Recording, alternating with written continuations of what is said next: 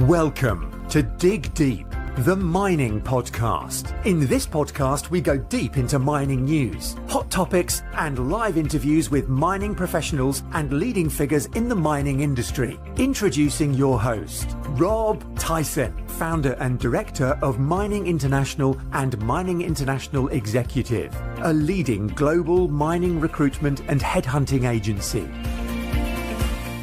Hi mining community, welcome back to another episode of the Dig Deep, the mining podcast. And today's guest is Rob Mosig, who's technical advisor for Alien Metals, who are a global minerals exploration and development company that will shortly making the transition to iron ore producer. The company holds a collection of high quality projects within its portfolio, spearheaded by its Hancock DSO, iron ore project, which is 90% holding through its 100% owned subsidiary, the Iron Ore Company of Australia. Rob is a geologist with over 30 years of experience in platinum, group metals, diamonds and precious metals, and has previously been a founding CEO and managing director of a few ASX-listed companies during his career. He's on the podcast to talk about Alien Metals, its projects, exploration activities, and strategic outlook for the company. Hi, Rob. Welcome to the podcast. How are you doing? How you doing there, Rob? Yeah, look, thanks very much for the opportunity to have a chat with you. Great. And I know you've started listening to the podcast. So I wondered if you can just tell us a little bit about yourself, about your career. Obviously, I said in the introduction that you have been a CEO of a couple of ASX-listed companies. So I just wondered if you can just tell us a little bit about your career so our audience knows a little bit about yourself. Thanks, Rob. Yeah, look, time flies. One small correction. I'm actually the non-executive director, technical director of Alien. Took up that position in late March of this year. So still new to Alien. But as a background, wow, time flies. I've actually had about 40 years in the industry. Most of the last 40, these 40 years has been as a CEO and as a geologist. I'm a humble geo by background, and as you say, I've followed the precious metals, the gold, the platinum group metals, silver, diamonds and such, fundamentally because I think their genesis is fascinating. And indeed, for my sins, I've focused heavily on the Pilbara region of Western Australia, mainly because I believe the Pilbara is going to be the next major repository for these commodities. Particular reference and relationship to Alien is that I've got a comfortable knowledge on the Money project and the Elizabeth Hill silver mine. The former, the Money project, I ran a company which worked in joint venture with the Lonmin Group of South Africa in the early 2000s, when the South African companies such as Lonmin were looking for a move from the bushveld to other parts of the world. It's still looking like the bushveld's going to be the major repository for platinum, but I think there's going to be some changes in Australia very shortly. So that's basically my background. Again, getting towards those twilight, those sunset times as a geologist and CEO, I'm keen to assist in the mentoring of the super team that Alien is currently harnessing. So that's a sort of a snapshot for you.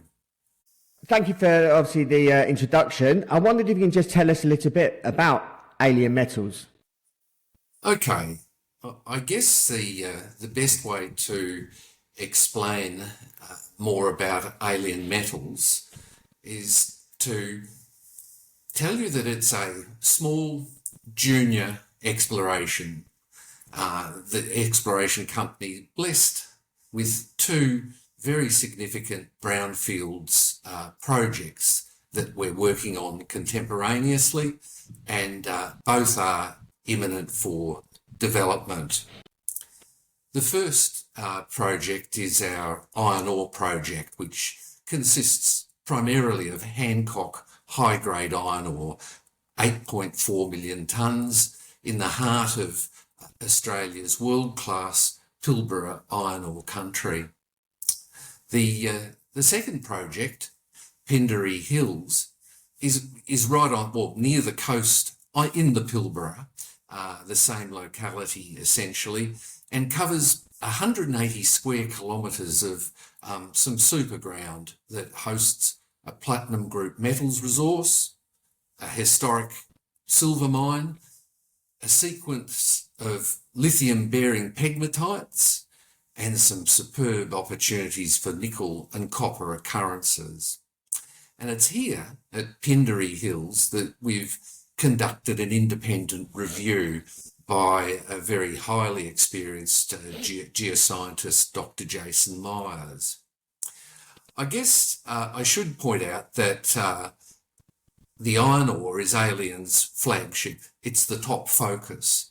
And right now we're harnessing the team together to develop this project ourselves or in partnership with a major.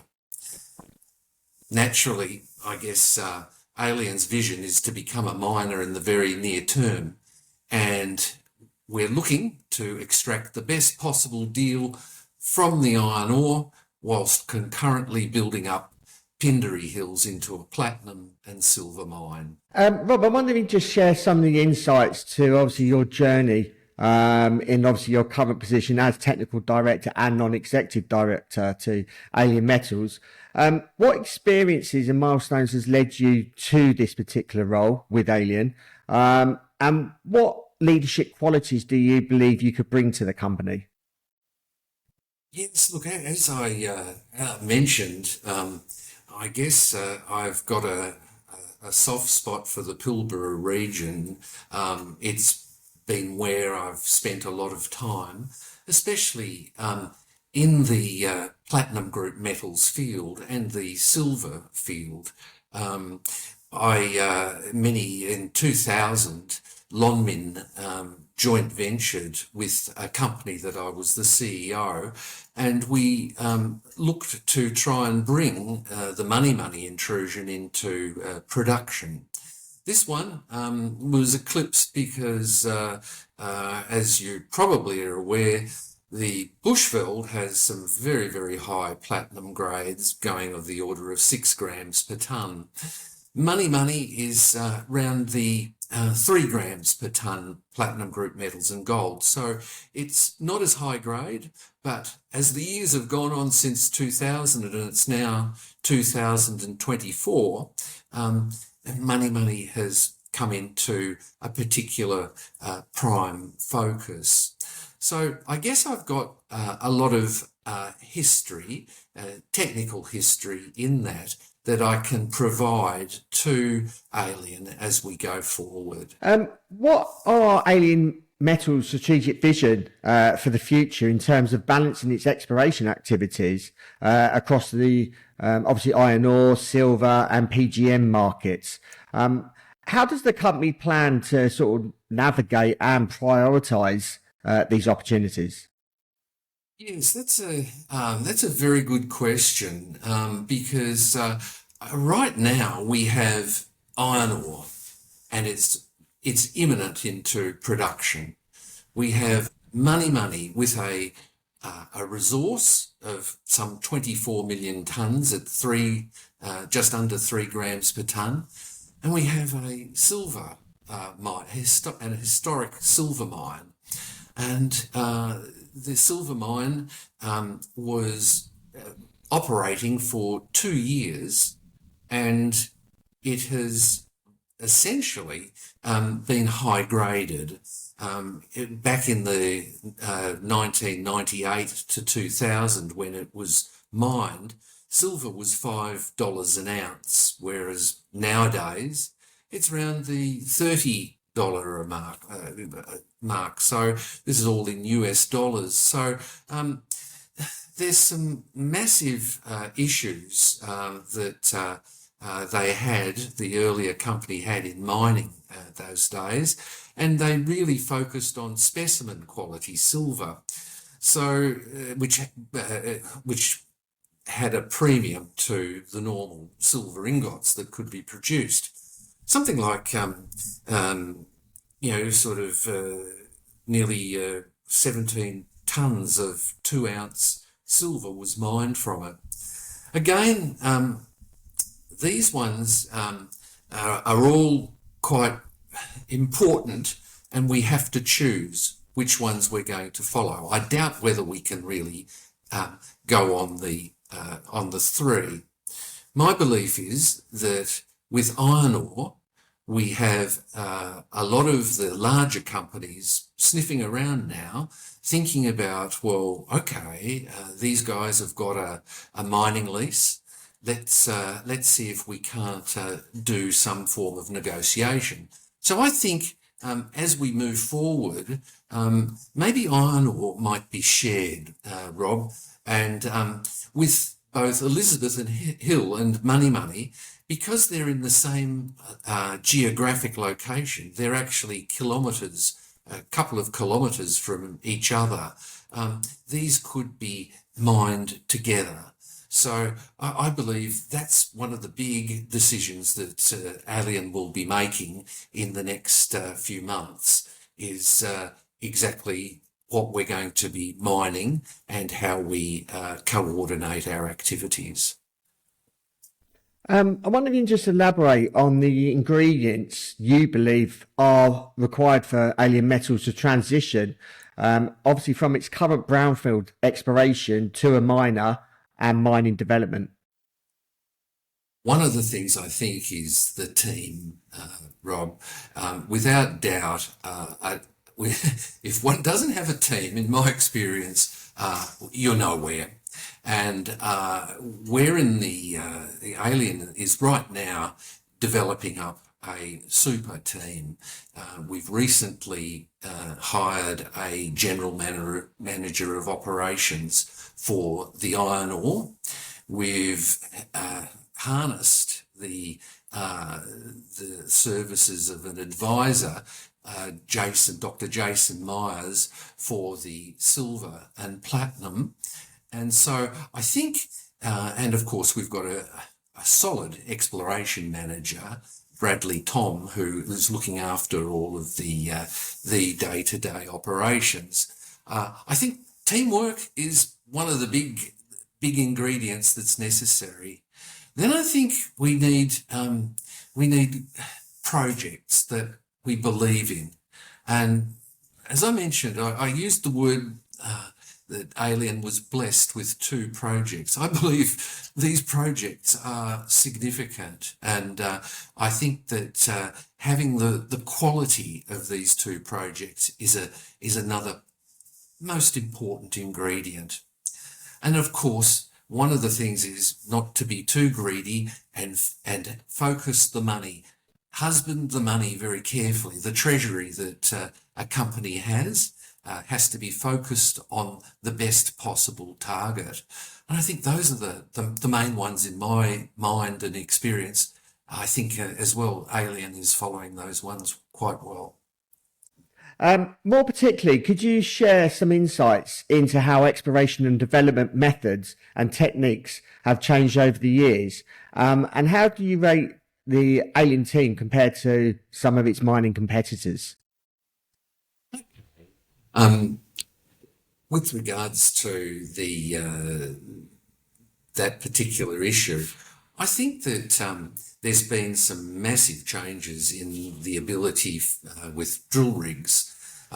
They're expensive, and again, one needs a large treasury to carry out drilling, but you get better sampling these days, you get better depth for the value, and I believe that that has really been one of the best opportunities that Alien can embark on with the drilling at Money and Elizabeth Hill.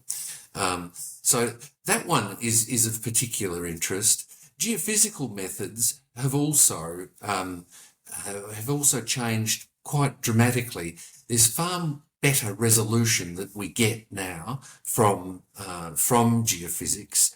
It's more like a medical science in some respects. It's some of the imagery that we can get is so much more resolved and very good for directional drilling. So I think those two have changed, and those ones in particular are very important as we follow through on Money and Elizabeth Hill. Not so important on the iron ore.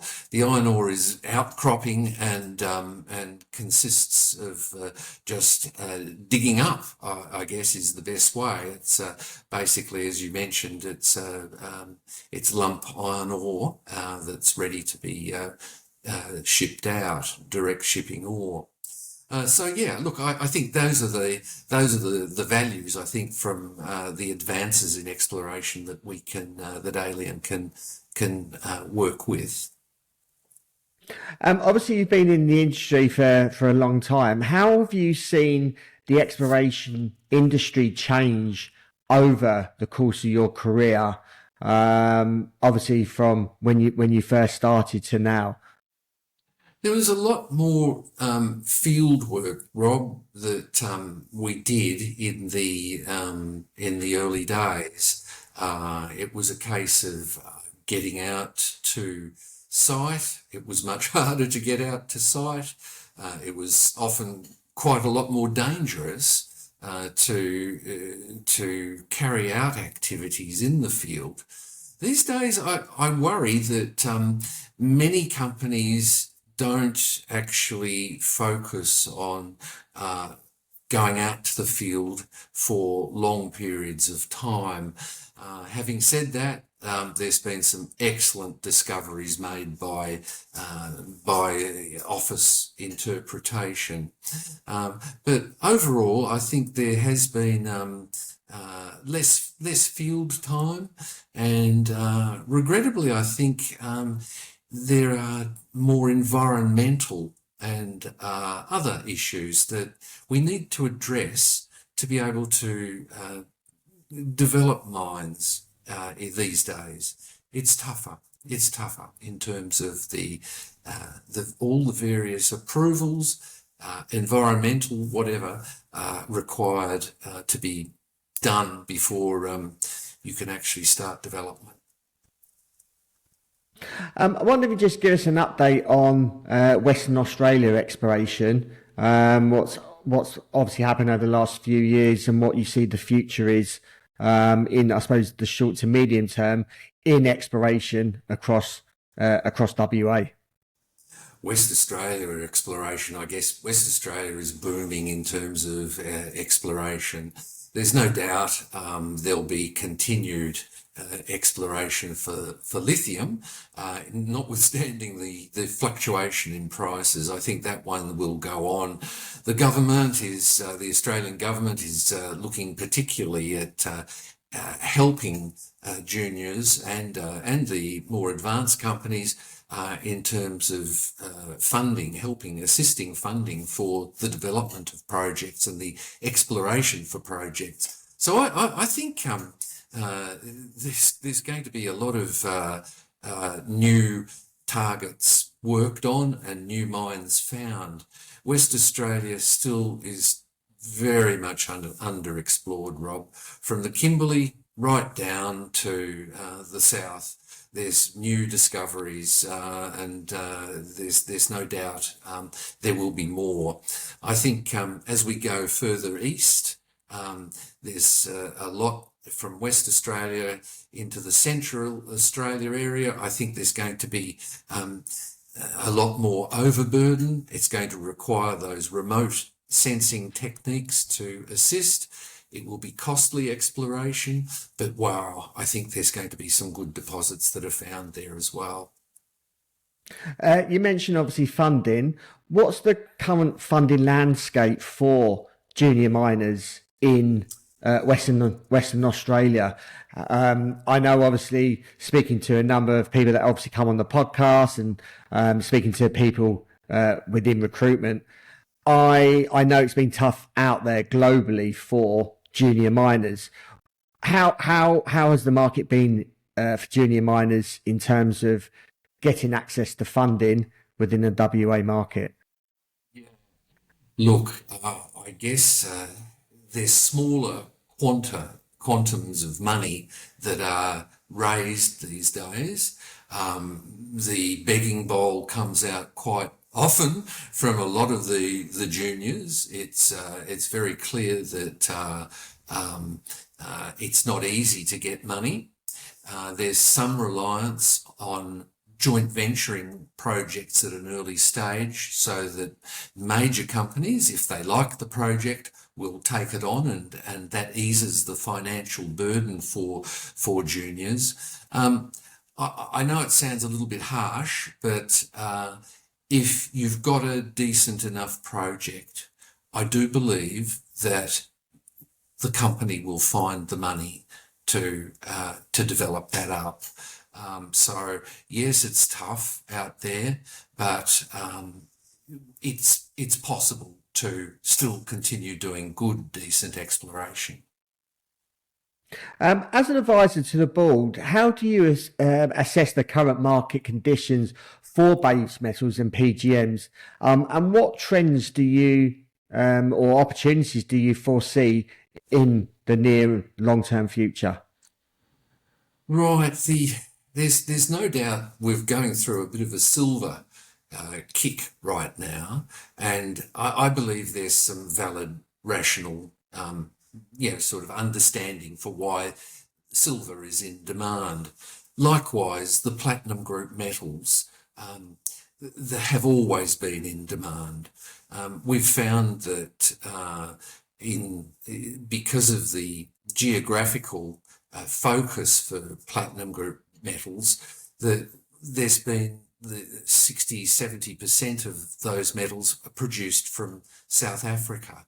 It's changing though with labour costs and with power costs, and notwithstanding the high grade the bushveld has, the march is on to find some projects containing platinum outside of the South African area. With silver, it's a very interesting scenario because when you look at it, there's not that many silver mines that actually endure.